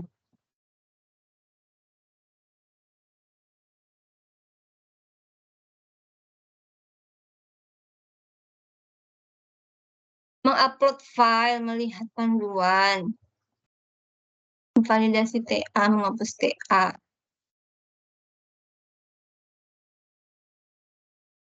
Oke. Nah, ini silakan juga diperbaiki use case diagramnya ini salah. Kenapa ada 3 login di sini? Seperti yang sudah dijelaskan sebelumnya. Kemudian mengupload TA itu mahasiswa. Oke, melihat panduan penggunaan, mengedit profil, melihat rincian TA, menurut TA, menghapus TA, memvalidasi TA, logout.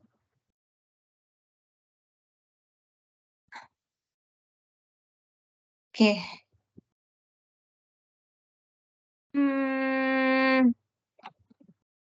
Terus ini hanya fokus ke yang mana?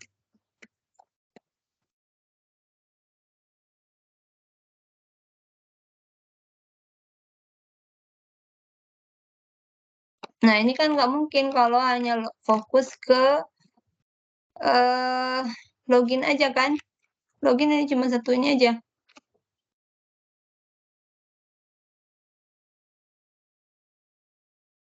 Oke, silakan diperbaiki ya.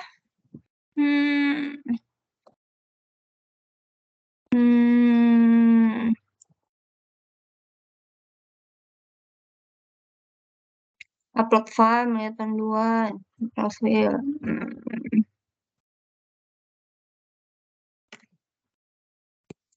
Ya, silakan nanti ini ya, ini juga salah. Use case diagramnya. Silakan 1, 2, 3, 4, 5, 6, 7, 8, 9. Nah, silakan pilih 5, at least 5 use case yang pertama tadi yang sesuai gap yang ditemukan, kemudian selebihnya adalah yang utama. Nah, silakan itu yang digambarkan diagram-diagramnya minimal 5. Gitu ya.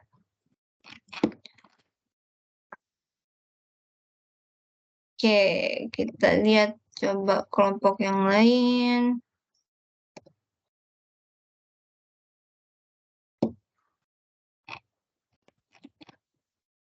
Oh, oke, sebentar. Ini kan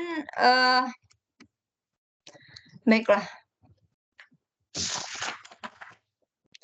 Oke, kalau begitu kita tunda saja presentasi tugas besar. Tidak tanggal 13, tapi tanggal berapa ya? Bentar, tanggal 13 itu pekan sunyi, pekan tenang.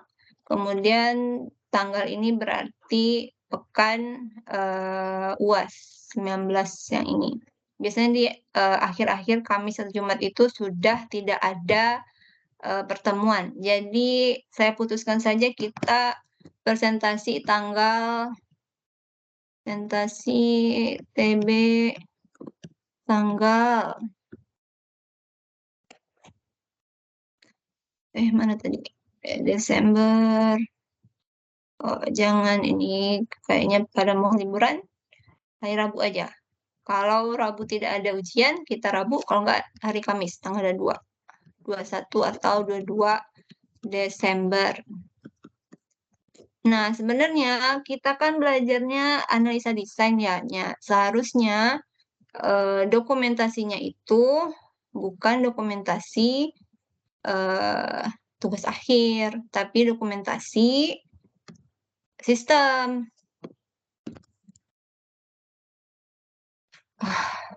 Bentar ya, sebentar. Mana dia? Mana dia tadi?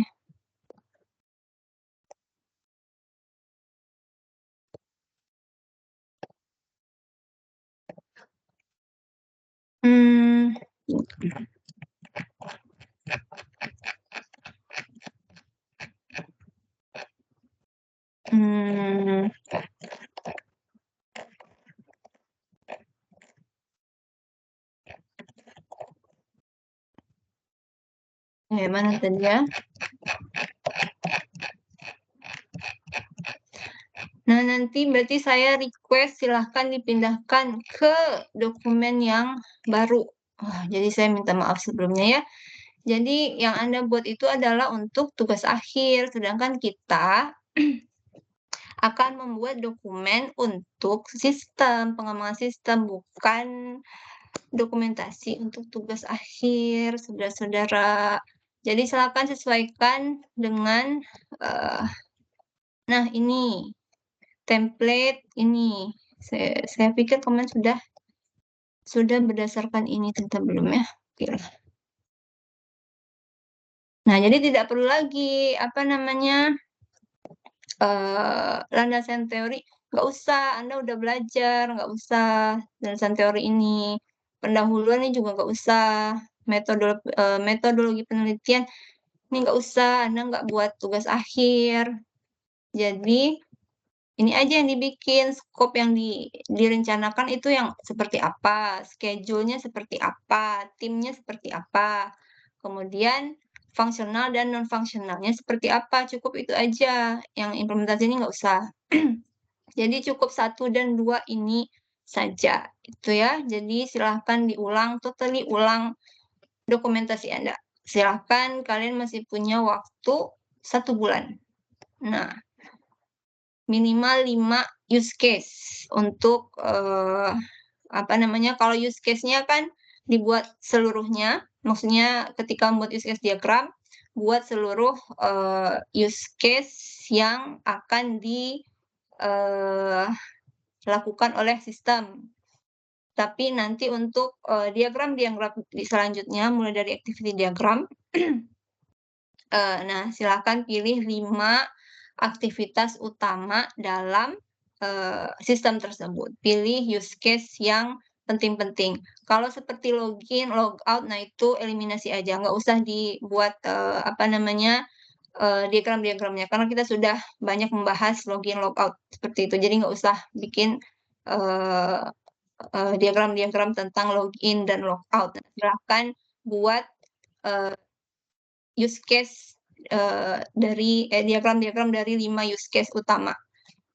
Login dan logout itu silakan dieliminasi. Seperti itu ya. Jadi silakan dibuat kembali dokumen pengembangan sistem informasinya gitu ya. Jadi yang Anda bikin adalah sistem untuk dokumentasi untuk TA, sedangkan kita belajarnya adalah dokumentasi untuk analisa desain, seperti itu. Ada pertanyaan sampai di sini? Nanti file ini akan saya bagikan, nah silakan dibaca ya. Ini ada 612 halaman, sangat bermanfaat sekali, nah silakan dibaca.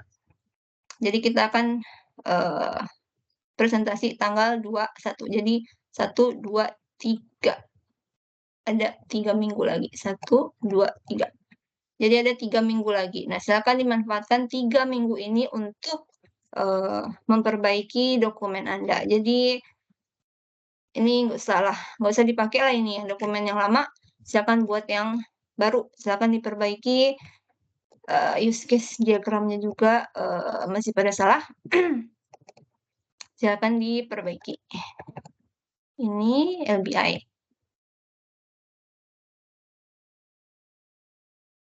Sistem informasi berbasis web. Ada Lab BI.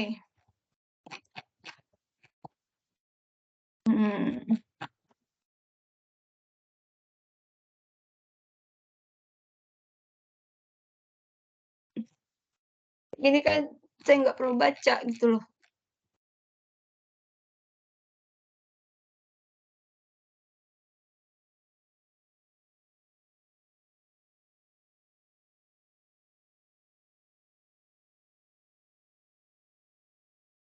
Kemudian, nah ini use case diagramnya mana? Login, input, prestasi, input project, edit praktikum, mengelola. Apa ini? Oke, mengelola asisten. Edit LBI, lihat artikel, lihat profil.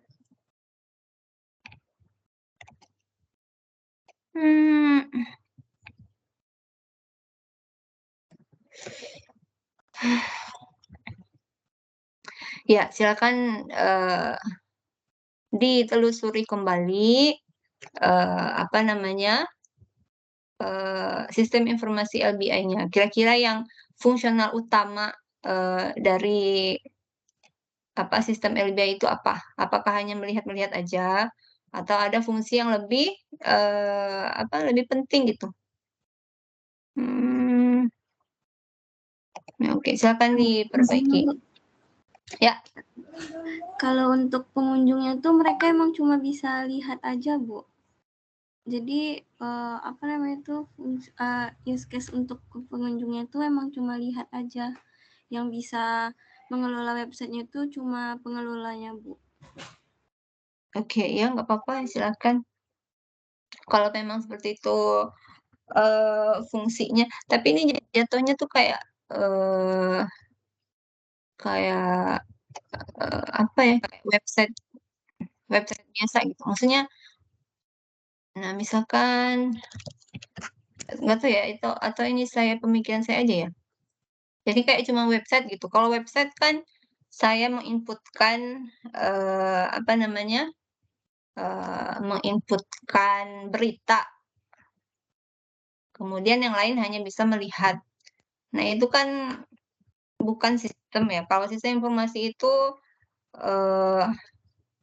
ada yang diproses gitu. Kalau hanya seperti ini, ya mending bikin website aja biasa udah pakai jumlah atau apa gitu. Nggak perlu yang sistem informasi kan? Ya nggak? Kalau sistem informasi itu misalkan portal 2.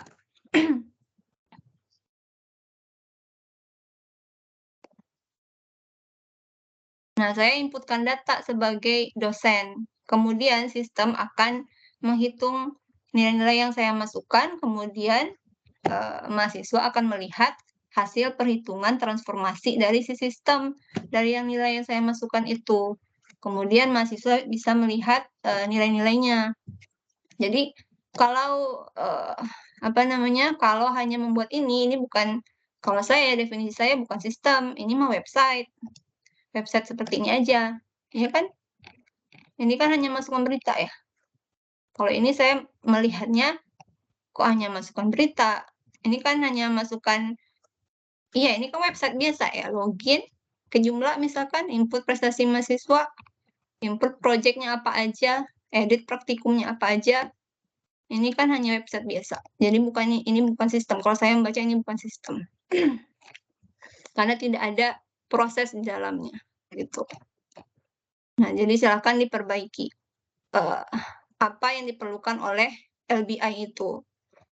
Apakah hanya website ini aja atau ada sistem yang bisa dibangun di lab gitu ya.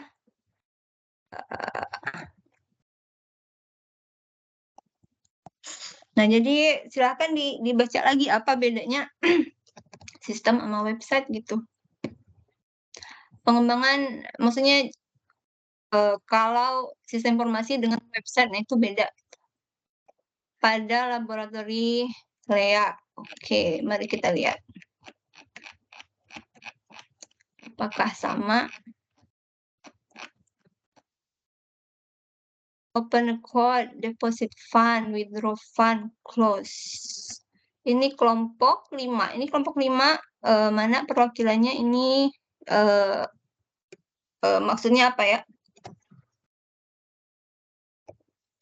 Kelompok 5 Hanif, ada Hanif?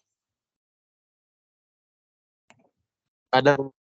Oke, ya Hanif silakan dijelaskan. Oh, kalau ini kan kelompok kami ngambilnya lab, Bo. Jadi kan untuk berjalan sekarang tuh dia masih kayak landing page gitu kan, Bu, masih belum ada sistem. Jadi rencananya mau buat ya kayak nambahin sistem untuk pendaftaran asisten lab baru dan juga gimana proses magangnya, Bu. Kan biasanya di magang tuh ada tugas. Jadi para apa namanya? Para asisten dan calon asisten tuh dia bisa berkomunikasi di sistemnya, Bu. Bisa ngumpulin tugas, asistennya bisa ngecek atau ngasih poin gitu, Bu. Dan output-nya nanti yang dari calon asisten bisa diubah role-nya jadi asisten kalau dia lulus gitu, Bu. Nah, oke, ini lumayan bagus, ada sistemnya. Tapi ini kenapa open account, deposit fund, withdraw fund? Nah, ini kenapa use case-nya ini? Nanti silakan diperbaiki. Nah, itu tadi lumayan, ada sistemnya, ada proses yang dijalankan oleh si sistem. Oke, silakan dilanjutkan. Nah, jadi silakan, saya tidak akan periksa sampai ke kelompok 14. Jadi, yang pertama, silahkan ganti dokumennya ke sini ya. Jadi, bagian-bagian yang tidak penting itu silahkan dihapus saja. Saya baca TA kalian ya ketika kalian TA aja, nggak usah di sini. Jadi bagian pendahuluan dan kawan-kawannya itu nggak usah. Silakan langsung ke bagian planning-nya, desainnya, ini aja, sampai ke desain aja, implementasi nggak usah.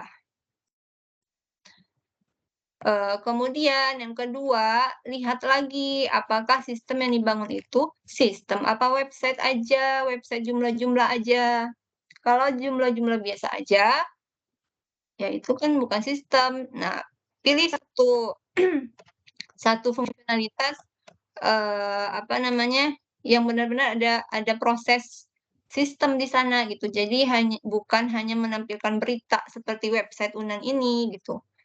Nah, silakan dilihat kembali gitu ya. Jadi kalau hanya website aja, ya saya mending langsung aja ke website gitu kan. Jadi tinggal daftar ke jumlah, drag drop apa namanya fitur yang saya perlukan, selesai. Beda dengan sistem kan, kita ada entah itu database-nya di sana, ada kelas diagramnya di sana gitu. Jadi berbedalah levelnya gitu. Kalau hanya upload berita seperti itu ya. Jadi silakan diwawancara lagi.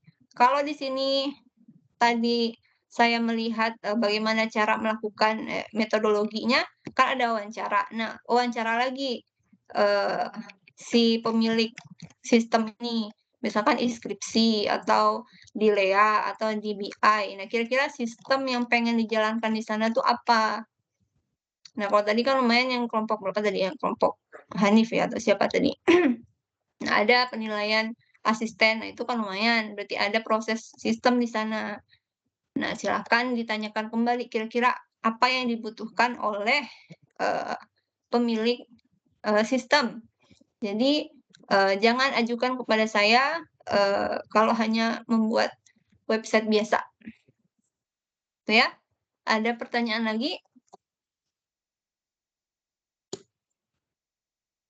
Jadi silakan manfaatkan waktu yang 3 minggu lagi. Ini untuk menyelesaikan tugas akhir. 1, 2, 3, 4 lah ya.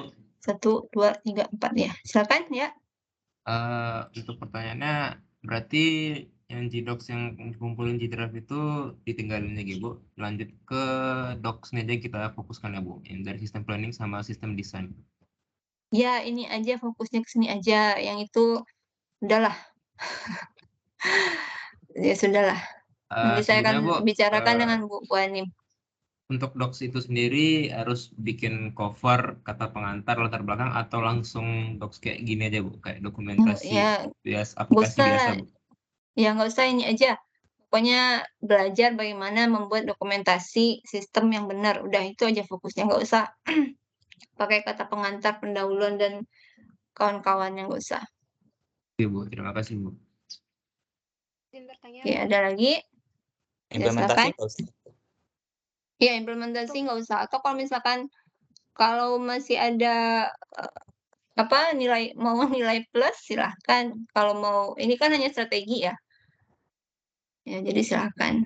Hanya merencanakan aja testingnya seperti apa, instalasinya seperti apa, change management seperti apa. Jadi saya rasa nggak usah aja. Silahkan ini dicari teori-teorinya untuk pengetahuan aja. Yang penting ini dulu aja. Yang ini difokuskan ke sini. Izin bertanya, Bu. Ya. Untuk kriteria penilaian tugas besarnya apa aja ya, Bu? Oh iya, itu belum saya share ya, astaga. Oke, nanti saya share juga di psikologi untuk penilaian. Jadi intinya ada 2. 1 dokumentasi, dokumennya, 1 lagi presentasinya. Nah, ini kan secara umum kalau penilaian seperti ini ya kalau dokumennya misalkan rapi, kemudian diagramnya benar, diagramnya benar.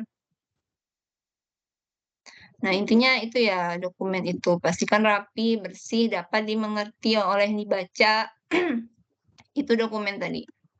Kemudian presentasi, ya pastikan rapi, kemudian pastikan nanti ketika presentasi sayanya paham, itu intinya. Jadi 2 ini aja, dokumen dan presentasi. Oke, ada lagi? Nanti saya share ininya, penilaiannya. Ada lagi yang lain?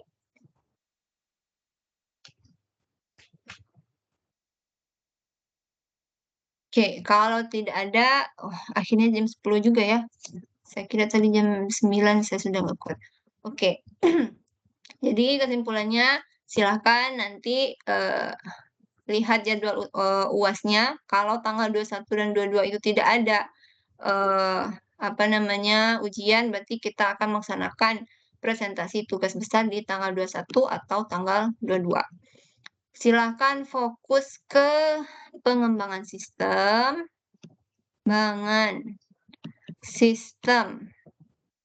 informasi.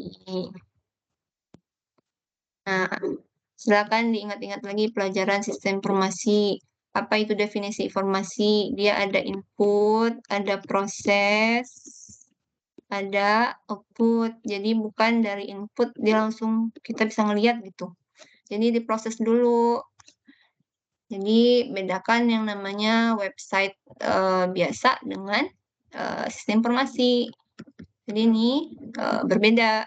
Pastikan yang dibangun itu adalah sistem informasi. Yang diajukan di tugas besar adalah sistem informasi. Kemudian silahkan buat use case yang lengkap. Use case-nya lengkap. Nah, diagram. Nah, kemudian untuk diagram yang lain, nah silahkan buat minimal 5 use case.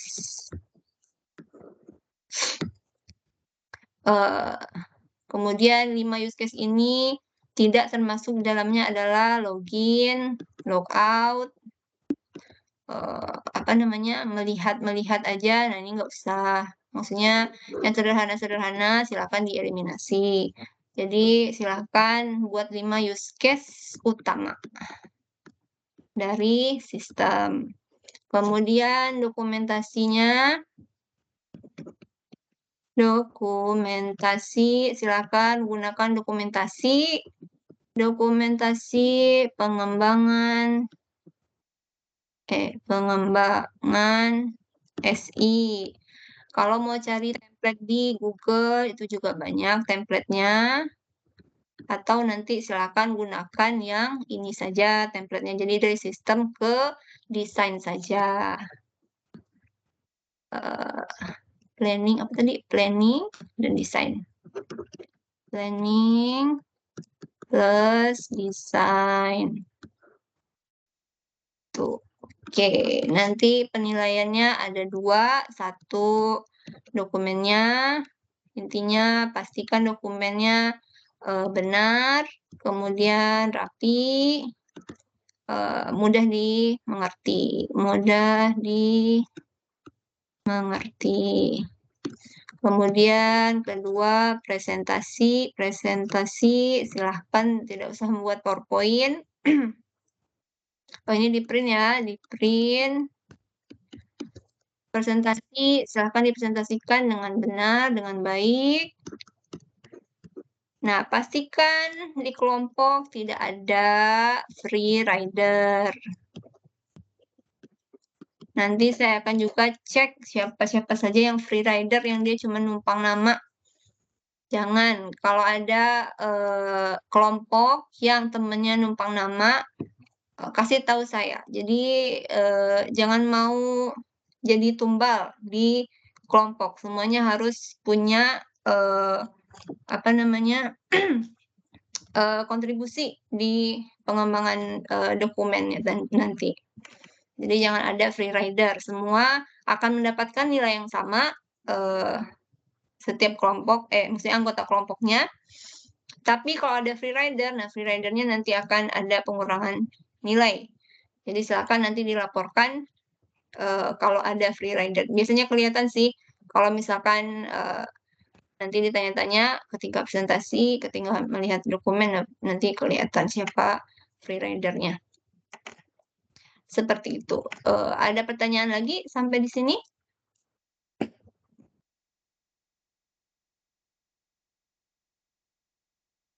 Oke, kalau tidak ada, berarti kita akhiri pertemuan kita hari ini. Sampai jumpa di tanggal 21 atau 22 Desember. Silakan diperbaiki dokumennya dengan baik, pahami kembali diagram-diagramnya.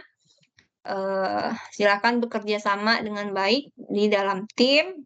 Kemudian perhatikan kembali sistem yang diajukan, apakah dia website aja atau dia adalah sistem. Itu ya, jadi silahkan diperhatikan kembali. Oke, kalau tidak ada pertanyaan, oke. Di chat juga tidak ada. Kalau sudah tidak ada, berarti cukup sampai ketemu di bulan depan, berarti tanggal 21, 1 bulan dari sekarang. Saya sudah kasih waktu 1 bulan, saya harap itu cukup, jadi tidak ada lagi yang berkomentar waktunya kurang, gitu ya.